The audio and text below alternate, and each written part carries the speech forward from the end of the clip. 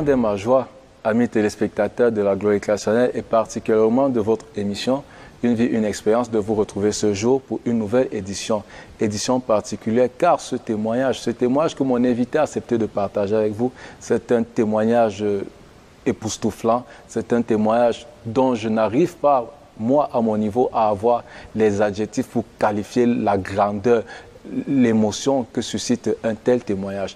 Je suis avec le frère Alphonse, celui-là même qui a choisi votre chaîne Glory Christ Channel et particulièrement votre émission Une vie, une expérience pour partager son témoignage. Mais avant de l'accueillir, je vous rappelle que Une vie, une expérience, c'est cette émission au cours de laquelle on partage le témoignage, le vécu de notre invité, ce par quoi il est passé et comment le Seigneur a fait pour le délivrer de cette situation.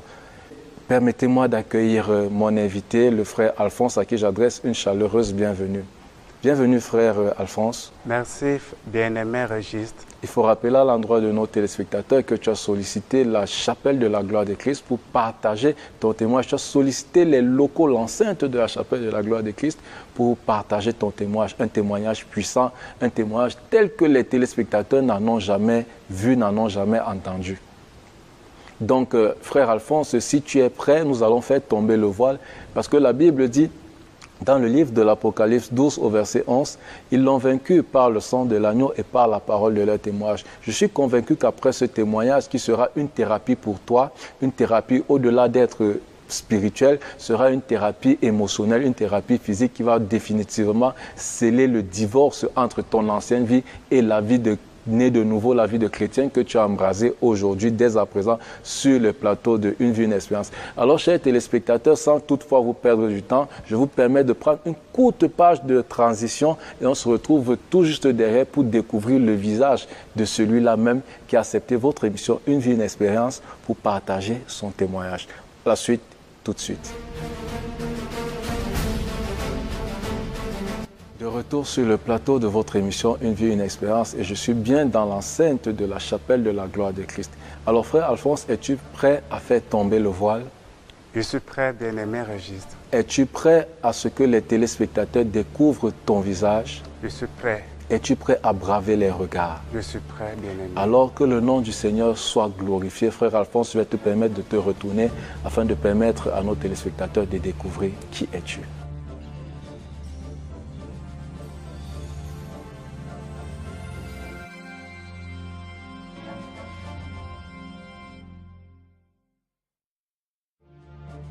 Vous l'avez deviné, c'est bien ce frère, jeune, mignon, garçon, qui a accepté votre émission Une vie, une expérience pour partager son témoignage. Alors frère Alphonse, avant que nous n'entrons en plein pied dans ton témoignage, je vais te permettre de te présenter à l'endroit de nos nombreux téléspectateurs.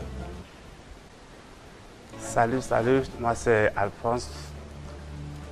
Alphonse est originaire d'où? Alphonse, originaire de l'extrême nord, Oui. Alphonse Abassi. Oui. Et je suis ici à la chapelle de la gloire de Christ pour le témoignage, pour mon témoignage, ce que j'ai vécu dans ma vie. Et je suis là pour la gloire de Dieu. Amen. Et nous osons croire qu'après ce témoignage, une personne qui traverse certainement cette situation, une situation similaire, sera encouragée, sera motivée à abandonner cette vie de pécheur, cette vie qui ne glorifie pas le Seigneur. Alors frère Alphonse, nous allons entrer en plein pied dans ton témoignage. Merci, bien-aimé Registre. Moi, je suis le frère Alphonse, un jeune homme âgé de 27 ans aujourd'hui. Alors, mon témoignage est un peu touchant. Donc, je me suis décidé de me libérer. Je me suis décidé de me dévoiler. Et il faut rappeler que ce n'est pas par ses propres forces que le frère Alphonse a accepté de se dévoiler. Parce que, chers téléspectateurs, il faut le rappeler, quand il est arrivé, il ne souhaitait pas que son visage soit découvert, mais c'est le Seigneur qui l'a poussé à le faire, à lui dire, mon fils, tu veux te changer, tu veux te délivrer, alors accepte de faire tomber le voile en faisant que les téléspectateurs de la Glory Channel puissent te voir. Frère Alphonse, nous commençons donc ton témoignage. Ça fait de cela 5 ans que je suis dans le péché, bien précisé, dans le péché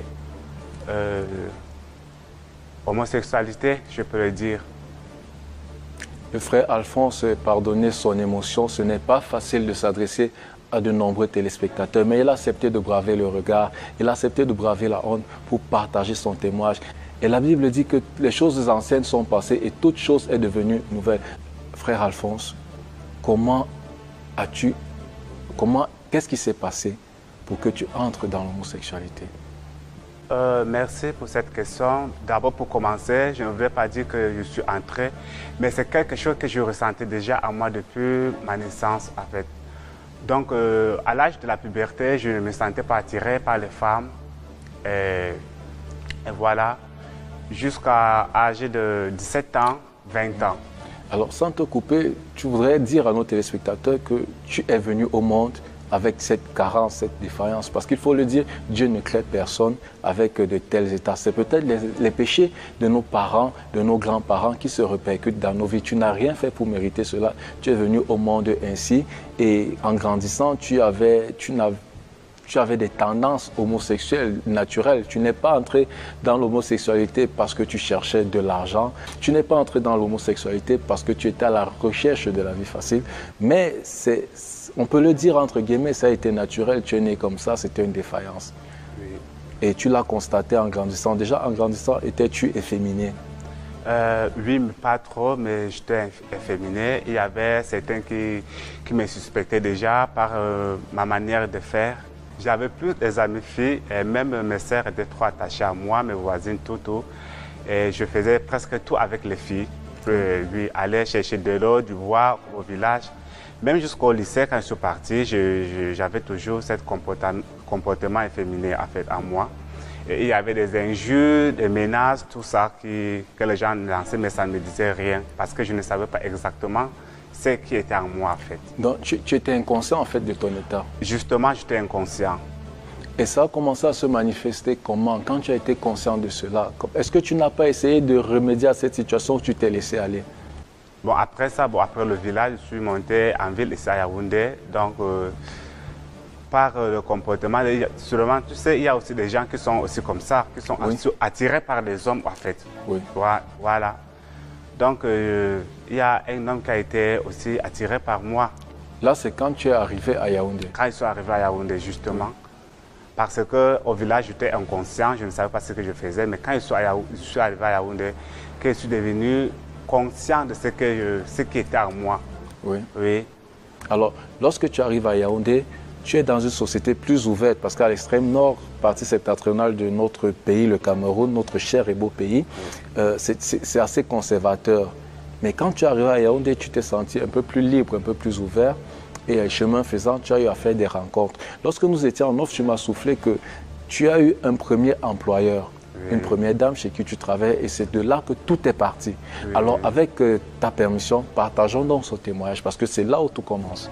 Ah, ok, merci bien-aimé Régis. Il y avait une dame qui m'avait recruté pour travailler chez lui. Chez elle? Chez elle, autant pour moi. Et il faut rappeler que c'est une âme pasteur. Oui, c'est une âme pasteur.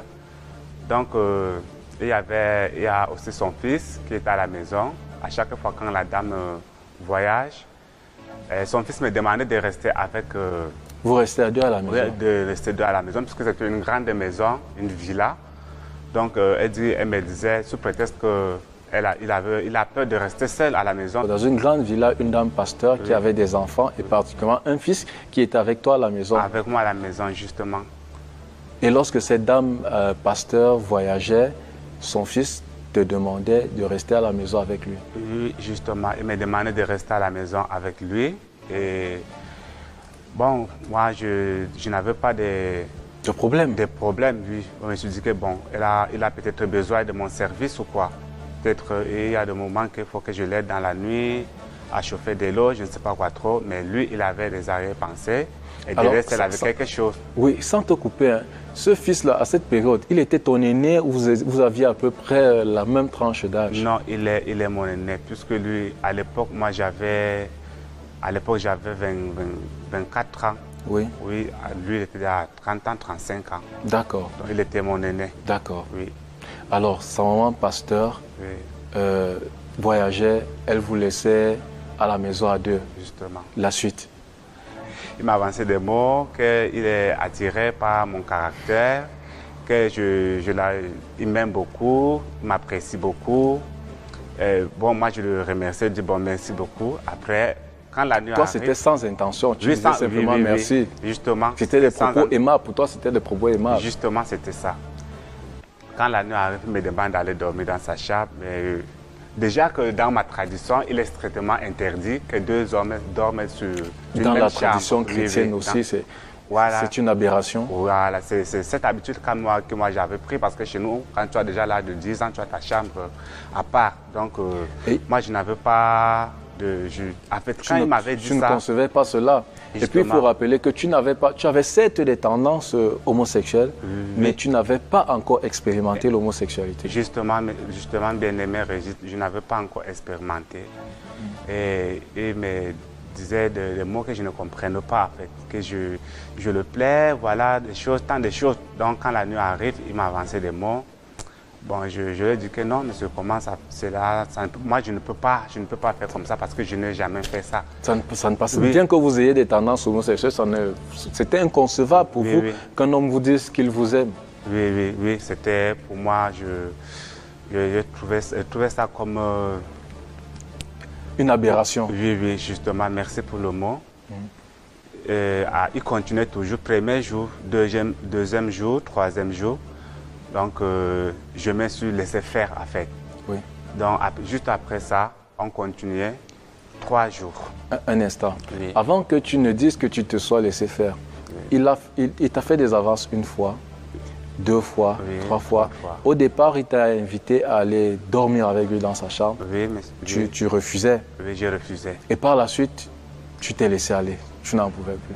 Oui. Mais lorsque nous étions en offre, tu m'as dit que ce fils de pasteur, il faut le rappeler, c'est le fils d'un pasteur, d'un pasteur qui était ton employeur. Oui. Comment ce fils de pasteur, déjà, il avait des copines, tu m'as dit qu'il vivait dans la fornication. Oui. Mais en même temps, il était attiré par des hommes. C'est un peu paradoxal. Oui, mais ce bien-aimé, pour ne pas vous couper la parole, dans le monde homosexuel, il y a ce qu'on dit les bisexuels, ça veut dire que quand tu aimes les hommes et les femmes, deux à la fois, on dit que tu es bisexuel. Oui. Donc, il doit être, pas qu'il doit être, mais lui, il était bisexuel. Oui. Et par contre, il y a certains qui étaient seulement des actifs et des passifs. Oui. Ouais, ça veut dire que ceux qui sont des actifs et des passifs qui sont seulement avec les hommes. Entre eux, qui n'ont pas... Donc, entre les homosexuels purs, oui, il y a la catégorie qu'on appelle les homosexuels actifs. Oui. Eux, ce sont lesquels? Les actifs, je dirais les actifs, ce sont ceux-là qui jouent le rôle d'homme. L'homosexuel passif, c'est celui qui joue le rôle de la femme. De la femme.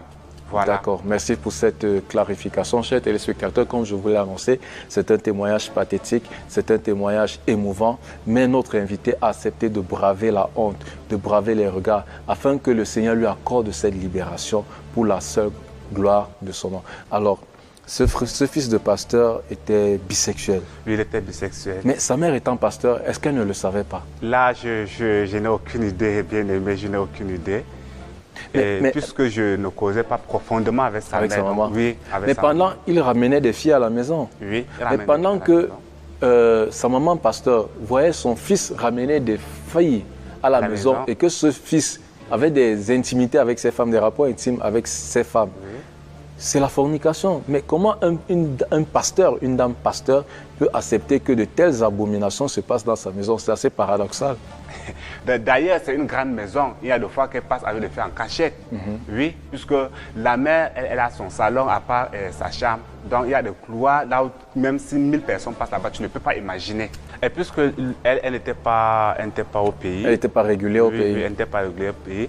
Même pendant tout ce temps qu'on avait eu, on a eu à passer ensemble, et la maman, elle n'était pas dans la maison. Elle n'était pas au pays. Voilà. Donc la maison, et le père ne venait pas, puisque le père n'habite pas là-bas. Elle était divorcée, la dame pasteur? Ils étaient les parents séparés? Oui, séparés, mais pas divorcés officiellement, mais ils étaient séparés en fait. Donc voilà, la maison était déjà devenue, puisque je n'arrivais même plus à me concentrer dans mon boulot. Oh, j'étais parti là-bas dans le cadre de travail. Oui. Là, quel genre de travail? Domestique, homme de main, homme de course? Oui, je faisais presque tout. Presque tout, oui. Presque tout. Je faisais presque tout. dans la maison, les courses et consorts. Donc, c'était moi, l'homme de la maison, qui gérait tout à la maison, en fait. Et puisqu'il n'y avait aucun enfant pour nous donner le coup de main. Donc, ça a été un peu dur comme ça pour moi. Voilà. Et donc, avec la maman pasteur, tu m'as dit lorsqu'on était à Nof que c'était pas... Elle te proposait d'aller dans son église et tu n'étais pas très d'accord. Oui, très d'accord. Donc, la dame a eu à me convaincre que je peux toujours découvrir ce que son église... Comme son fils vous a proposé de découvrir, elle vous a aussi dit de découvrir. Justement, alors, bien aimé. Bon, je n'ai pas refusé. C'est des fois, il faut aussi obéir à tes aînés. Et je suis allé dans son église 1, 2 fois, 3 fois toujours. J'ai toujours pris goût, vu sa manière d'enseigner, oui, la prédication, tout. J'ai pris goût. Et je partais constamment dans son église. Et après ça, il a encore fait un deuxième voyage pour l'Europe. La dame? Oui, la dame. C'est à ce moment que j'ai eu un moment de récréation avec son fils. Oui. Oui. Puisque quand je partais à l'église, sa prédication, elle parlait des choses lourdes, en fait. Oui. Elle parlait des choses lourdes. Donc, je me suis retenu que non, le péché, tout ça, c'est contre. Elle parlait quand même du péché. Oui, elle parlait du péché. Elle parlait du péché. Tu sais, quand tu es un homme de Dieu, c'est l'Esprit Saint qui en toi t'inspire, en fait. Oui. Peu importe ce que tu fais, mais du moment que tu es serein de ce que tu fais, l'Esprit Saint est aussi avec toi. Oui. Elle parlait de choses lourdes. Bon, c'est là que j'ai pris un moment de récréation. À chaque fois, quand son fils m'invitait à aller dans les boîtes de nuit, bon, je disais que non, je ne peux pas. Bon, d'accord. Sans te couper, il y a l'expérience avec son fils.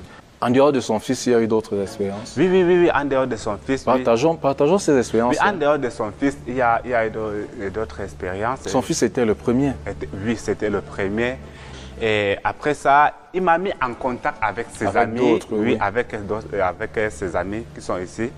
Et ses amis m'invitaient aussi dans le milieu homosexuel. Oui. C'était dans des boîtes de nuit, dans des coins. Oui, c'est pas parce que les gens les cachent. Il y a beaucoup de coins homosexuels ici au pays. Oui, il y a beaucoup de coins. Tu sais ce qui est marrant dans tout ça? Quand tu sors avec la personne 2, 3 fois, directement, il passe ton contact à une autre personne. Ça veut dire que si tu n'es pas sage, même 1000 personnes peuvent passer sur toi. Et c'est très mauvais. Et 1000 personnes qui se connaissent, qui sont tous qui se connaissent, amis. Oui, puisque c'est le numéro qui sont en train de circuler. Parce qu'il est arrivé à un moment que j'ai cassé la puce. Bon, ça, c'est vers la fin de mon témoignage. Nous allons arriver à ce niveau. Ça veut dire qu'il passe des numéros de contact en contact. Dès que la personne t'utilise 2, 3 fois, il passe le numéro à une autre personne. Et l'autre personne t'écrit encore. Tu demandes que toi, c'est qui? Il te dit, moi, c'est telle personne. Est-ce que je peux te rencontrer? Il te propose, vous pouvez aller au café, vous pouvez prendre un pot. Et là, vous commencez à causer. Et tu vois, comme le monde est rempli de mauvaises choses. Et tu es là, tu ne travailles pas, tu as de l'argent, tu es véhiculé, tout ça. Donc... Tu étais devenu comme une orange quand j'étais après avoir sucé, c'est bien ça? Oui, c'était ça. Mais... Et tu m'as dit qu'il y a plusieurs coins dans cette ville de Yaoundé qui sont sous le diktat des homosexuels. Oui. Pour ne pas heurter la sensibilité, pour ne pas créer de problème à qui que ce soit, nous n'allons pas donner les noms de ces coins, mais... Aide les téléspectateurs, par exemple, dans quel quartier, indique un peu, je ne sais pas moi. Il y a des coins ici, comme tout à l'heure, comme je venais de dire, ici à Yaoundé. Déjà à Essos, et Bastos. Essos à quel niveau? À Essos, juste à la mobile Essos. Au niveau de la mobile Essos? Au niveau de la mobile Essos, tu montes un peu et en face du collège Mongo Betty, il y a juste, c'est ça, c'est un coin. Oui, c'est un coin là-bas, c'est un coin. Tu y allais? Oui, j'allais là-bas constamment, disons chaque samedi, chaque week-end ou quoi. Oui. Donc, avec le temps, c'est devenu pour pour les petits, Oui. parce que moi, je n'étais plus à ce niveau-là. Oui, c'était déjà les gamins, Oui, tu oui, étais c'était déjà déjà les avec vraiment des personnalités, Oui, si je oui, peux quand le dire. j'arrivais là-bas, je voyais comment il y a trop de petits-enfants. Tu as augmenté de grade, si on peut le Justement. dire. Et pour ne pas vous couper la parole, bien aimé, à chaque fois, quand moi je partais là-bas le week-end, tu sais, il y avait des policiers qui passent là-bas pour prendre de l'argent. Oui, puisque c'est comme un business. Étant donné que c'est interdit par la loi, Par la loi. oui, mais il y a des policiers qui partaient prendre de l'argent aux propriétés. Oui, ils partaient constamment à minuit, 1 heure. Dès que la police gare la voiture, on l'appelle, ils prenaient de l'argent. Et pourtant, le délégué général de la Sûreté nationale effectue un travail prodigieux, un travail magnifique. Il y a de la sécurité à Yaoundé, mais il y a des brebis galeuses toujours dans le corps, dans ce corps, effectivement, qui savent que l'homosexualité est réprimée par le code pénal camerounais, mais qui le font. Et des responsables de la sûreté vont dans ces endroits pour prendre des pots de vin. Oui, oui. Ce sont des brebis galeuses. Et monsieur le délégué général à la Sûreté nationale, je vous prie de bien vouloir regarder de ce côté-là. Je vous le demande en toute humilité. Alors, tu as augmenté de grade. Hein. C'était Essos. Après, il y a quel autre point? Après, Essos, après Cansonnel aussi. Oui. Cansonnel aussi. Et Avenue Germain. Dans tous ces coins-là. Ça, c'est du côté des sauces. Oui, du côté il y a un des autre sauces. coin dans la ville de Yaoundé. Oui, oui, même à Bastos. À quel niveau à Bastos? À Bastos, derrière le laboratoire MECA, je crois qu'il y a aussi un coin là-bas. Si j'ai encore, ça fait, bien sûr que ça fait un Bien bail sûr, bien que sûr, je suis bien plus allé sûr. là-bas, mais je suis sûr et certain que ça existe encore.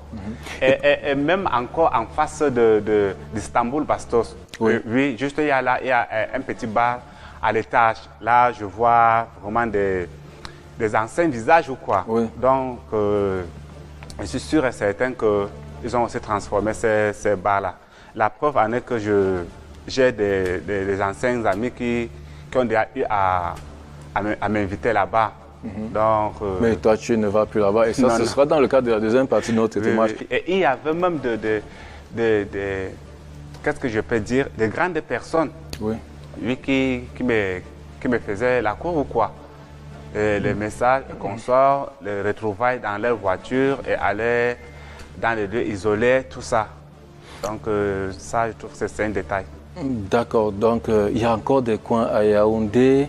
Et je sais, j'ai confiance à la police nationale camerounaise. Hein. Donc, tous ces coins seront exterminés parce que c'est une pratique qui est interdite par le code pénal camerounais. Alors, frère, avec du recul aujourd'hui, tu n'as pas de crainte de dévoiler ces choses? Tu n'as plus de crainte de dévoiler ces choses? Je dirais non. Je dirais non, je n'ai plus de crainte. Et pour ne pas vous couper la parole, n'est-ce pas, bien-aimé Régis, et dans le snack qui est à Essos, il y avait des policiers, il y avait des hommes en tenue qui partaient avec leur tenue, non pas en civil, mais en tenue, dans ces lieux. Tu vois combien de fois nous sommes en train de il y a des personnes qui nous conduisent à la dérive. Eh oui, bien sûr, ça c'est clair. Mais le Seigneur est assis sur le trône, le Seigneur est au contrôle, frère. Amen, amen. Tu as encore quelque chose à dire avant qu'on entre dans la deuxième partie de notre émission? Je crois que c'est bon pour la première partie. Pour la première partie, c'est bon, Oui. mais cette expérience a duré combien de temps? Cette expérience a duré pendant, je dirais, 5 à 6 ans. Vous l'avez entendu, chers téléspectateurs, cette expérience dans le monde occulte de l'homosexualité a duré 5 à 6 ans. Oui, notre frère est un ancien homosexuel. Dans la seconde partie de notre émission, nous allons partager son expérience, comment il a fait pour sortir, comment il a fait pour prendre la décision, qu'est-ce qui l'a amené à prendre la décision de sortir de ce monde de l'homosexualité. C'est dans la suite de notre entretien et c'est tout de suite.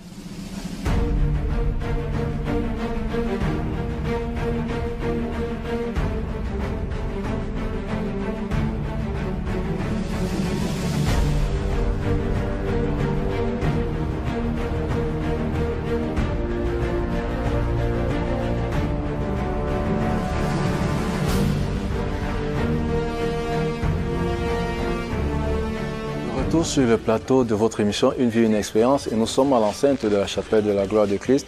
ce lieu qu'a choisi notre invité, le frère Alphonse, pour partager son expérience. Si vous nous prenez en cours, c'est bien votre émission Une vie, une expérience. Et si vous aussi, vous avez une expérience, vous avez un témoignage à vouloir partager avec nous, à vouloir partager avec nos téléspectateurs, il vous suffit tout juste de prendre votre téléphone et d'envoyer un message ou un appel téléphonique au numéro qui s'affiche au bas de votre petit écran. Alors, frère Alphonse, c'est donc la deuxième partie de notre émission. Nous avons déjà commencé à faire honte au diable. Alors, comment est-ce que tu arrives à prendre la décision? Qu'est-ce qui t'amène à te remettre en question déjà? Merci, c'est une très belle question, bien-aimé Régis. Et déjà que, bon, moi, depuis le bas âge, j'aimais trop les sons religieux ou quoi. Oui. Oui, je suivais... La musique chrétienne. Oui, la musique chrétienne, j'aimais trop ça. Oui. Et je suivais constamment les chansons. En fait, quand je suis sur YouTube, je tape, je suivais constamment les chansons de la petite Indira. Mais tu suivais ces chansons, mais tu étais toujours dans le milieu. Oui, j'étais toujours dans le milieu. Mais j'aimais ça, j'étais toujours dans le milieu. Mais au moment là où il a chanté La plus belle couronne, j'étais toujours dans le milieu. Mais le moment vraiment pour moi, le moment lourd pour moi, là où le Seigneur a envoyé la princesse Indira, là où il a chanté Prions ensemble, il parlait de l'homosexualité, il parlait des lesbiens, il parlait de la conflit entre les chrétiens. Oui. Vraiment, ça. C'est cette chanson qui a amené le déclic, où elle dit homosexuel, 1, 2, 3, le feu. Oui, le Alors, feu. es-tu prêt à envoyer le feu aux homosexuels? Moi? Oui. Oui, non, maintenant je suis Alors, prêt à le faire. on va faire un petit exercice. Je vais dire 1, 2, 3 et on dit ensemble le feu. Tu es d'accord? Je suis d'accord, je suis tout à fait d'accord. Alors, 1, 2, 3, le feu.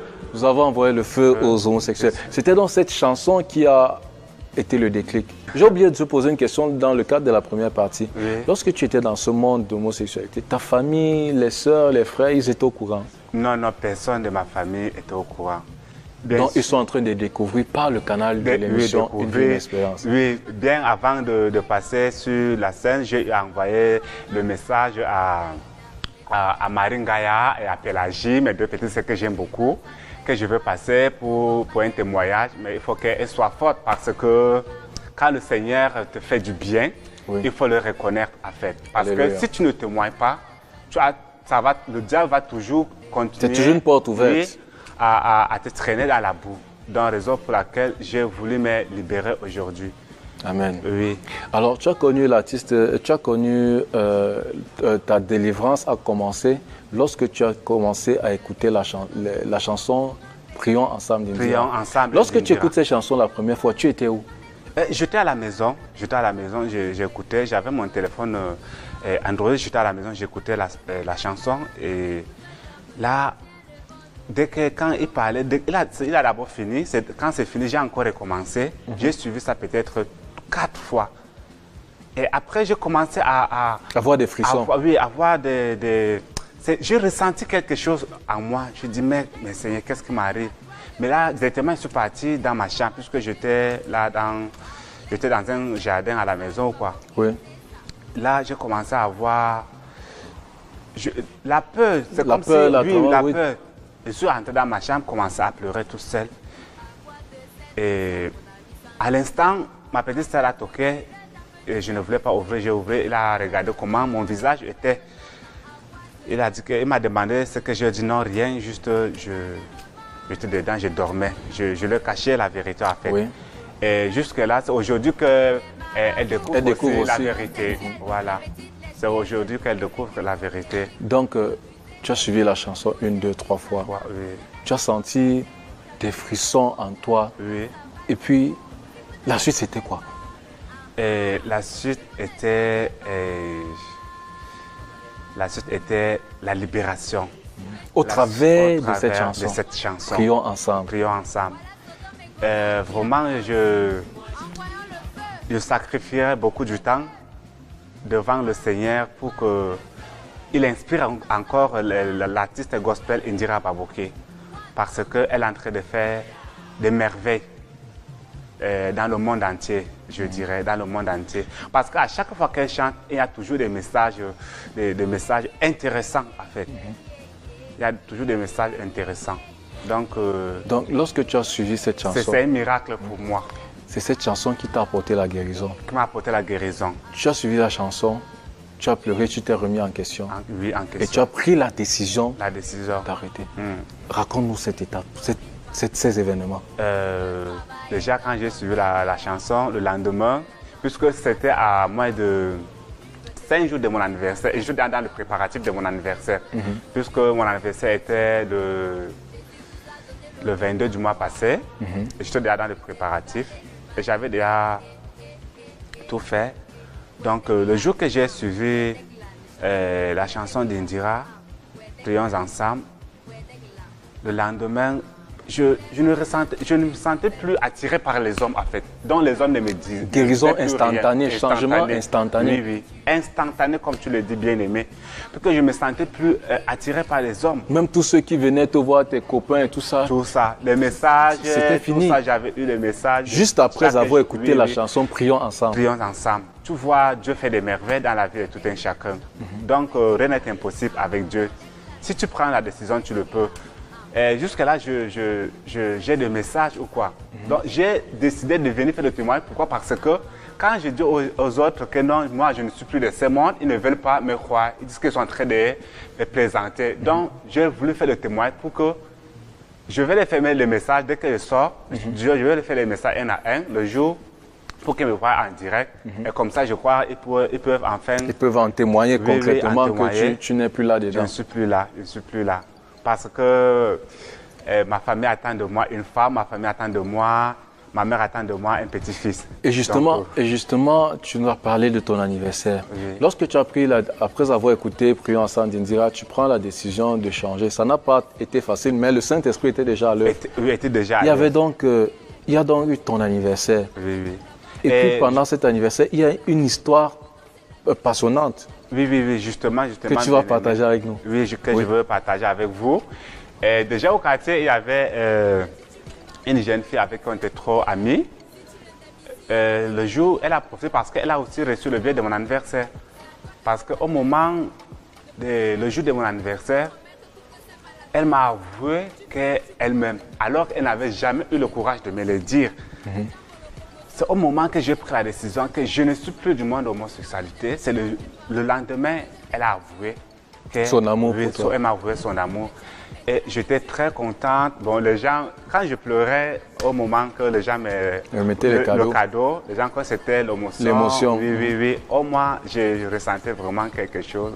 Qu'effectivement, tu as été délivré. Oui. Et la preuve, il y avait les anciens amis homosexuels aussi qui étaient à l'anniversaire, oui, mais ils étaient surpris quand ils m'ont vu danser avec la fille.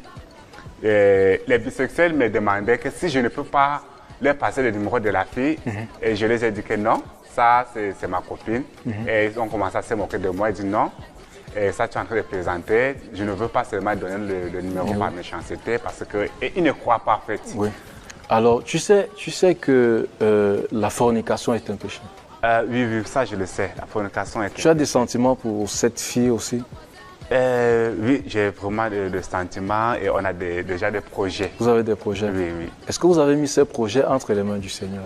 Oui, on a déjà mis des projets puisqu'elle vient aussi d'une famille chrétienne et je suis d'une famille chrétienne. Donc, on a déjà mis ces projets entre les mains de Dieu. D'accord. Oui. Je t'invite à pratiquer l'abstinence, je t'invite à pratiquer une vie de sanctification. Et je suis convaincu que si tu pratiques cette vie de sanctification et si tu acceptes le Seigneur comme comme Seigneur et Sauveur personnel, il va le faire pour toi. Ce qu'il a déjà commencé. Alors, s'il y avait un mot de fin que tu peux adresser à tous ceux qui te regardent, qu'est-ce que tu leur dirais? Je dirais que ma vie entière, c'était un témoignage. Donc, avec Dieu, tout est impossible. Et je n'avais jamais imaginé que je pouvais sortir de l'homosexualité. Mais voilà, enfin, le Seigneur, le Seigneur touche chacun de nous pour qu'on puisse s'entraider. Donc, à travers la chanson de la princesse, la petite Indira, le Seigneur m'a délivré vraiment de l'homosexualité Et je dis à tous ceux-là qui me regardent à l'instant que avec Dieu, tout est possible. Rien n'est impossible avec Dieu. Si tu veux, avec Dieu, tu le peux. Donc, il suffit de s'abandonner entre les mains de Dieu. Alors, il nous attend toujours les bras ouverts. Merci, merci frère. Avant d'entrer en gare, il faut rappeler que c'était dans le cadre d'abord de l'émission Pasteur Jeune Question que réalise Jeff Vondo que tu es entré en contact avec la chapelle de la gloire de Christ. Et c'est ce réalisateur Jeff Vondo à qui j'adresse un bonjour chaleureux que tu as accepté de venir à l'émission Une vie, une expérience. Parce que c'est ce réalisateur qui t'a dit, tiens, ta question, elle sera posée au pasteur dans le cadre de l'émission Pasteur Jeune Question. Mais aussi, nous avons une émission de témoignage, une émission d'édification qui s'appelle Une vie, une expérience, que le bien-aimé Régis Kodo, que je suis présent. Tu peux passer à cette émission et tu as accepté de venir partager ce témoignage. Oui. Et pour ne pas vous couper la parole et pour ne pas revenir en arrière, bien-aimé Régis, tu sais, le jour que j'ai envoyé, quand le pasteur Crescence Babo prêchait à la télé, alors j'ai envoyé mon message, je lui parlais un peu, j'ai introduit un peu de ma vie, j'ai envoyé le message, je n'ai pas eu de réponse. Je me suis senti, dit non, frustré, dit non, sûrement que ils ne s'en chargent pas de personnes comme moi ou quoi, ou bien ils se sont moqués de moi. Donc, je me suis un peu senti frustré. Jusqu'à le jour où le Saint-Esprit m'a dit encore, non, il y a aussi une autre personne qui peut t'inviter. Jusqu'à le jour que j'ai rencontré le bien-aimé Jeff Vondo, qui m'a invité. Et d'ailleurs, je lui dis grand merci pour sa disponibilité et pour sa gentillesse, parce que c'est un jeune de cœur aussi. Donc, le Seigneur est merveilleux. Donc, le Seigneur est passé par Jeff Vondo qui t'a répondu, avec un grand cœur, qui t'a dit, frère, tu peux venir, tu viens passer à l'émission et partager ton témoignage. Donc, moi aussi, à ta suite, j'adresse un remerciement sincère au bien-aimé Jeff Vondo qui m'a permis de faire ta connaissance, frère. Merci. Et tu es une merveilleuse créature. Tu as l'ADN de Dieu, qu'on ne te trompe pas. Tu es né pour dominer, tu es né pour impacter le monde. Amen. Je crois que ça sera même d'abord mon premier travail maintenant. D'évangéliste. Oui, d'évangéliste, à gagner les âmes au Seigneur. Amen. Donc, tous ceux-là que j'ai encore leur numéro, et tous ceux-là qui ont encore mon numéro, je crois que je vais les envoyer les messages un à un, et je vais les inviter à la chapelle de la gloire du Christ, et à venir expérimenter la gloire de Dieu à la chapelle de la gloire du Christ, et venir aussi témoigner. Si Dieu l'a fait pour moi, comme tu viens de dire, il peut aussi faire pour eux. Donc, c'est vraiment une grâce qu'on ne peut pas... Le mot me manque vraiment, c'est une grâce pour moi. Donc, je les invite aussi à venir faire la même chose que moi. Et je sais que le Seigneur, d'abandonner cette vie, parce que déjà, ce n'est pas une vie, je veux dire, ce n'est pas une vie. Donc, la meilleure vie, c'est d'être en Jésus-Christ. Donc, je vous invite, vous tous, mes anciens amis et consorts, de venir faire aussi votre témoignage pour la gloire de Dieu. Et d'abandonner cette vie. Alors, frère Alphonse, merci beaucoup d'avoir été. Alors, fidèles téléspectateurs de la Gloire Channel et particulièrement de votre émission Une vie, une expérience, c'est ainsi que nous entrons en gare. Votre fidélité à nos programmes nous honore. Si vous aussi vous avez un témoignage, une histoire que vous voulez partager avec nous, avec nos nombreux téléspectateurs, pour la seule gloire de notre Seigneur et dans l'ultime but de gagner des âmes au Seigneur, il vous suffit tout juste de contacter le numéro qui s'affiche au bas de l'écran. J'adresse un chaleureux remerciement à mon technicien de son, Sorel Owona, à mon réalisateur une nouvelle fois, je dis merci, Jeff Vondo, il s'appelle, et à toute l'équipe de production, je n'oublie pas M. Ali Manqué et la coordonnatrice générale de la Gloire Channel, le pasteur Crescence Babo, et toute la grande équipe, toute la grande famille de la chapelle de la gloire de Christ. Restez donc scotchés sur nos programmes. La gloire à votre portée. Shalom.